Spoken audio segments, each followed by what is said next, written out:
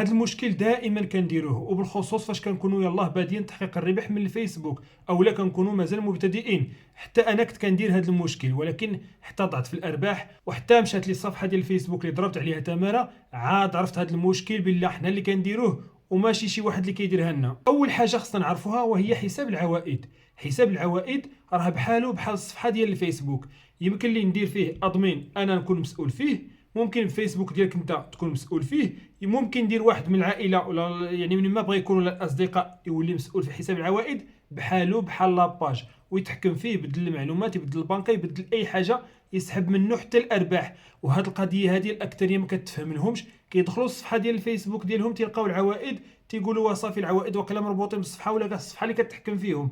لا، انت راك داخل لذوك العوائد ولديك الصفحه عن طريق البروفايل، هو الملف الشخصي ديالك. وهذا اول خطا كنديروه. ثاني خطا هو الصفحه ديال الفيسبوك فاش كتكون عندنا كبيره فيها التفاعل، فيها الارباح، فيها المشاهدات، كنديروا فيها بروفايل واحد والاغلبيه ما كيكونش بسميتنا، وهذه هي الطامه الكبرى. وهنا كتولي كضرب الفكر انت في الصفحه ديال الفيسبوك ديالك، كتلقاها مشات، كتقول شكون اللي داها لي، كتعيا تقلب في الشروحات ديال الفيديوهات ما كترجع لك الصفحه، وهنا راه مشات لك وانت هو السبب.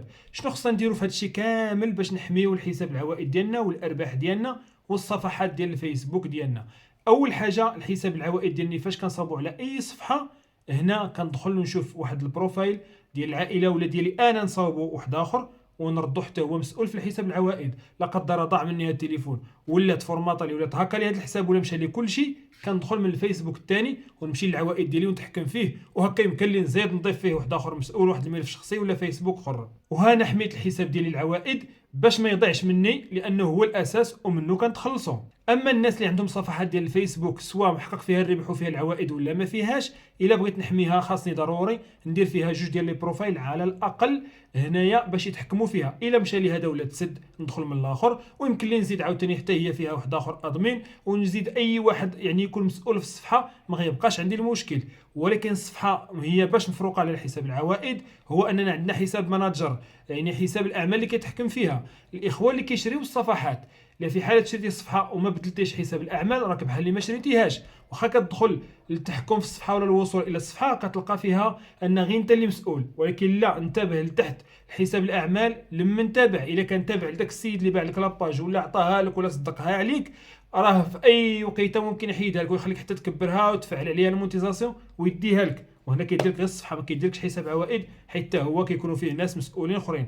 وحساب عوائد ما كيكون عنده حتى شي حساب اعمال، فقط داك البروفايل ديالك اللي كيتحكم فيه. وهذه مجموعه ديال الاخطاء كيديروها الاخوان اكتشفناها من خلال الخدمه معاهم. اي واحد كندخل نخدم معاه كنلقى الحساب عوائد عنده غير بروفايل واحد، الصفحه عنده غير بروفايل واحد، والاغلبيه هاد لي بروفايل هادو ماشي ديالهم، ماشي بسميتهم الحقيقيه.